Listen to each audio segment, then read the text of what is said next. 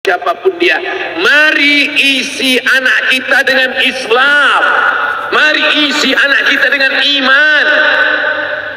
Tidak begitu guys, kita lahir ke dunia ini bukan dalam keadaan kosong, kita lahir sudah membawa iman. Mana dalilnya? A'udzubillahi minasyaitonir rajim. Wa idz akhadha rabbuka min bani Adam. Ingatlah ketika Allah mengambil persaksian dari seluruh anak cucu keturunan Adam. Wa asyhadakum. Allah mengambil persaksian. Asyhada, yushhidu. Asyhadahum ala anfusihim. Ketika itu Allah bertanya, alastu bi rabbikum? Bukankah aku ini Rabb kamu? Semua kita waktu itu menjawab, bala, syahidna, ya, engkau adalah Rabb kami ya Allah. Setelah kita diisi, barulah kita masuk ke dalam rahim ibu kita, barulah turun ke bumi, barulah datang kemari. Lalu kemudian setelah di sini lupa, antaqulu yaumal qiyamati inna kunna an hadza ghafilin. Kami lupa, kami tidak ingat. Orang yang tidak ingat ini diingatkan. Fadzakir, ingatkanlah. Inna fa'ati az-zikra. Fadzakir, berilah peringatan. Inna fa'ati az-zikra. Inna fa'ati az-zikra. Az-zikra bermanfaat untuk siapa? Liman yakhsha, bagi orang yang takut bahwa dia nanti akan bangkit dari tanah, bahwa dia akan hidup sekali lagi, bahwa roh dan jasadnya akan dipertemukan lagi. Apa mungkin kita ini akan hidup lagi, Pak Ustadz? Ucapanmu sama seperti ucapan Asi bin Wa'il yang membawa tulang kering kerontang yang sudah putih, tak ada lagi warna. Lalu dia bertanya, hal yuhyi rabbuka hadzal 'idhama ba'da ma baliya wa ramma? Apakah bisa Tuhanmu menghidupkan tulang ini lagi ya Muhammad? Nabi sallallahu alaihi wasallam diam sampai Jibril datang membawakan jawaban. Qul yuhyi alladhi ansha'aha awwala marrah. Katakan ya Muhammad sallallahu alaihi wasallam kepada Asi bin Wa'il yang tak percaya bahwa tulang itu akan hidup sekali lagi, yuhyi alladhi ansha'aha awwala marrah.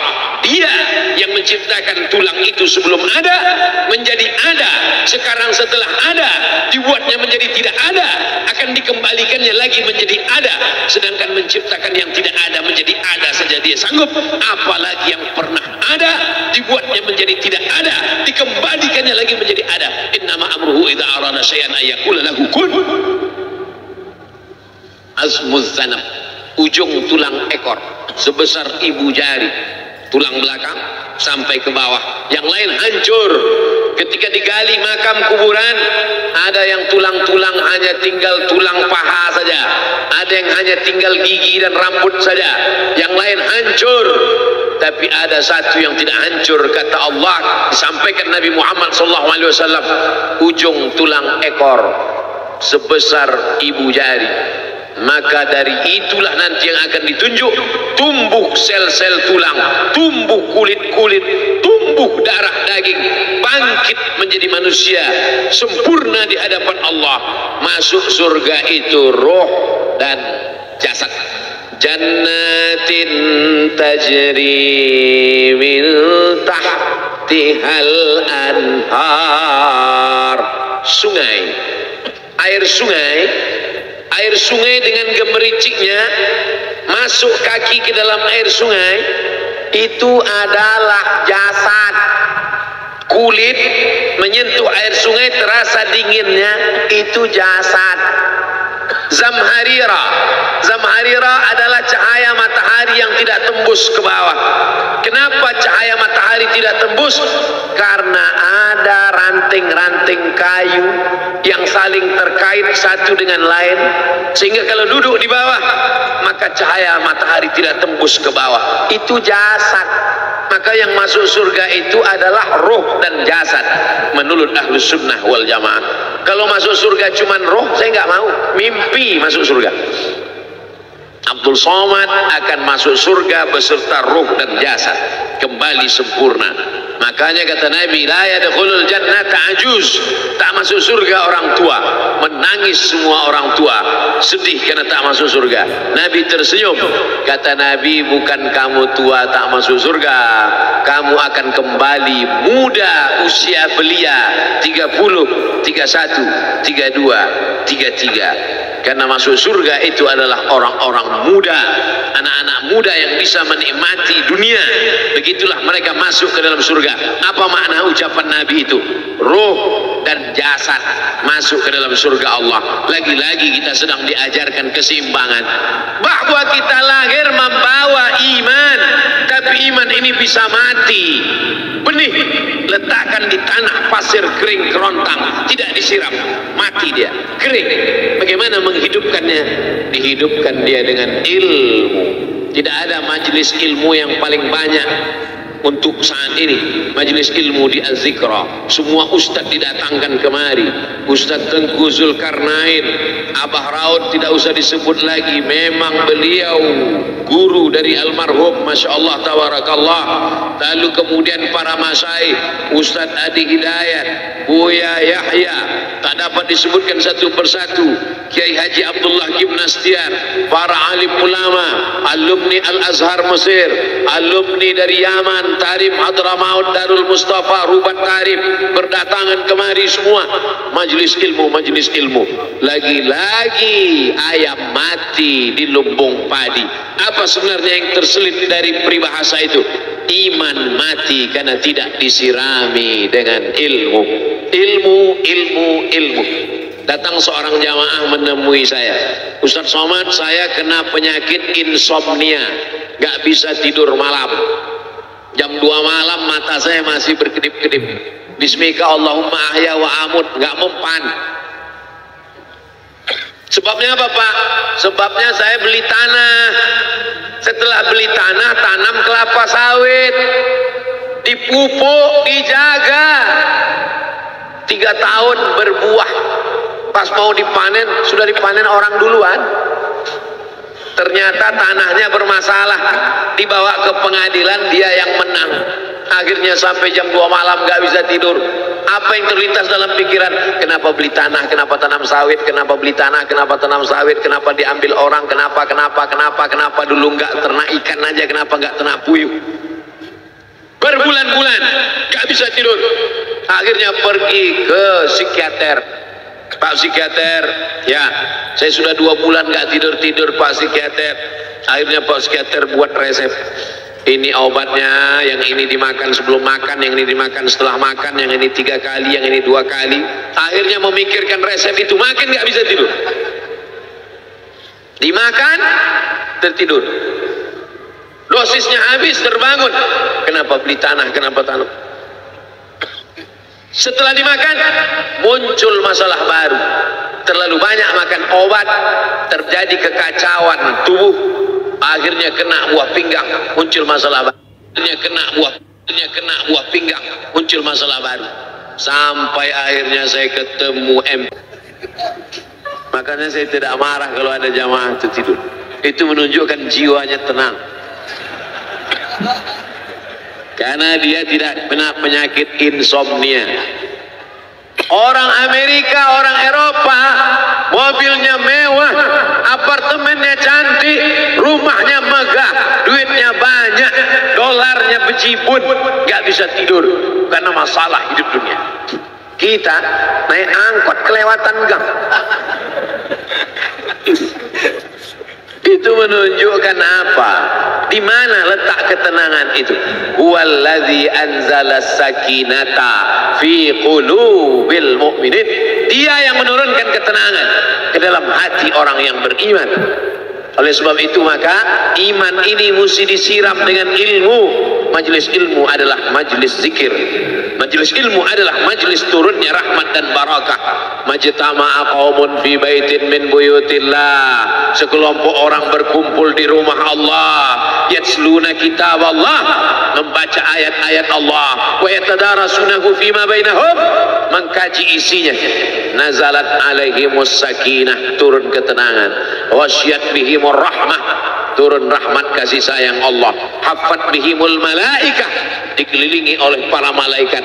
Wa dzakarahumullahu fi man indah, dibanggakan Allah Ta'ala dengan para malaikat. Tadi malam ketemu dengan murid dari Syekh Muhammad Yasin bin Isa Al-Fadani di Zawiyah Raudhah, ketemu cium tangan, barokah, zikir, sholawat, tenang jiwa. Lalu kemudian subuh ini ketemu dengan Abah Raud, ketemu dengan para penghafal Quran, ketemu dengan santri-santri, tenang jiwa. Tidak ada yang menenangkan jiwa ini selain daripada majlis zikir, majlis ilmu. Betapa meruginya ayam-ayam mati di lumbung padi. Benih tidak disiram, mati. Benih yang disiram dengan majlis ilmu tumbuh, tapi tidak berbuah. Maka mesti disiram pakai pupuk buah. Datang konsultasi, ini kenapa tidak berbuah? Kenapa ini tidak berbuah? Karena ternyata dia mesti diamalkan. Sudah dapat ijazahnya, sudah talaki, sudah halaknya, sudah talaki, sudah halakoh. Kenapa nggak berbuah? Belum diamalkan. Paksa-paksakan diri sebelum tidur malam, wudhu dulu, sholat witir. Paksa-paksakan diri bangun malam, tahajud. Paksa-paksakan diri siang, sholat qabliyah, sholat ba'diyah. Paksa-paksakan diri pagi, sholat duha. Paksa-paksakan diri, sholat subuh berjamaah. Barulah dia berbuah. Kalau dia tidak berbuah, dia hanya sekedar pokok kayu yang hanya membuat sampah saja. Tapi paling tidak tempat orang bernaung di bawah ketika panas, tapi manfaatnya tidak sesuai karena yang ditunggu itu buahnya. Masa pohon kayu rindang besar tidak berbuah sementara semangka yang kecil buahnya besar? Oleh sebab itu maka mesti berbuah. Benih disiram, berbatang, berputih, berbuah. Buahnya ranum, cantik dan indah. Begitu dibelah tak bisa dimakan. Kenapa? Ulat semua isinya. Oleh sebab itu mesti dijaga. Benihnya disiram. Apa yang bisa menjaga ini? Diprotek dia. Kenapa apel tidak dimakan ulat? Bukan karena ulat tidak sanggup beli apel, tapi karena disemprot pestisida. Ulat tahu ini ada pestisidanya, maka dia tidak makan. Kita nggak tahu, dimakan. Ikan asin tidak dikerubungi lalat, tidak ada satupun lalat yang hinggap di ikan asin. Kenapa? Karena lalat tahu ikan asinnya pakai formalin. Manusia nggak tahu. Pintar mana manusia dari lalat? Jangan jawab. Akhirnya orang makan, menumpuklah pestisida dan formalin dalam darah. Apa namanya? CANCER, cancer. Karena dia tidak larut dalam tubuh. Yang lain-lain larut. Makanan-makanan larut menjadi energi, menjadi sampah, dibuang menjadi kotoran. Sama seperti daun, kalau jatuh ke tanah larut menjadi pupuk. Tapi plastik tidak larut, maka plastik sampah bertebaran. Oleh sebab itu maka ini mesti dijaga. Apa yang bisa menjaga buah apel supaya tidak berulat? Jagalah dia dengan ikhlas. Kamu kenapa nggak ke masjid? Saya kalau ke masjid riak, maka saya nggak ke masjid biar ikhlas. Tarkul amal li ajlin nas riak. Kata Imam Fudail bin Iyad, tarkul amal li ajlin nas riak. Tarkul amal li ajlin nas riak. Tidak jadi beramal karena takut dipuji orang, riak. Wal amal li ajlihim syirik. Beramal karena ingin dipuji orang, syirik. Kenapa kamu nggak pakai sorban? Takut dipuji orang, riak. Pakai saja sorban anak, jangan takut dipuji orang. Pakai sorban, yakinkan diri. Baik. Ustaz kenapa nggak pakai sorban? Ada masanya nanti pakai sorban. Tarkul amal li ajlin nas riya. Tapi beramal, tapi saya nggak tahan Pak Ustaz dipuji orang. Luruskan. Karena pujian pasti akan selalu datang. La atiyannahum min baini aydihim wa min khalfihim wa an aymanihim wa an syama'ilihim. Datang dari depan, dari belakang, dari kanan, dari kiri, dari dalam. Alladzi yuwaswisu fi sudur, dari dalam. dari depan, dari belakang, dari kanan, dari kiri, dari dalam, dari dua aspek, minal jinnati wan nas, dari yang zahir, dari yang batin, berdatangan dia. La ughwiyannahum, aku akan goda anak cucu Adam sampai kapan? Madamat arwahuhum fi ajsadihim, selama roh masih bersemayam dalam jasad, selama masih hidup dia terus menggoda. Kapan kita berhenti dari godaan ini? Nanti setelah terbaring, terbujur kaku, bahkan sampai mau sakaratul maut pun dia tetap menggoda. Itulah makanya orang berzikir tidak bisa digoda waktu sakaratul maut. Kenapa? Karena la ilaha illallah akan terngiang di telinganya. Subhanallah walhamdulillah wa la ilaha illallah wallahu akbar. Alhamdulillahirrahmanirrahim. Kita telah menyaksikan kajian dari guru kita Ustadz Abdul Somad, yaitu tentang ketenangan hati kita, bahwa dalam kalau menuntut ilmu, berzikir itu membuat hati kita tenang ya teman-teman. Oke, semoga kita semua sehat selalu, dan semoga guru-guru kita diampuni dosanya, dan semoga kita diberikan rezeki yang tidak disangka-sangka. Amin amin. Dengan berkat salawat Allahumma sholli ala Muhammad wa ala Muhammad, dan khususnya Al-Fatihah ini supaya hajat kita terkabul. Al-Fatihah. Bismillahirrahmanirrahim. Alhamdulillahirabbil alamin, arrahmanirrahim, maliki yaumiddin, iyyaka na'budu wa iyyaka nasta'in, ihdinas siratal mustaqim, siratal ladzina an'amta 'alaihim ghairil maghdubi 'alaihim waladdallin. Amin. Teman-teman, terima kasih, semoga bermanfaat dan sehat selalu. Assalamualaikum warahmatullahi wabarakatuh.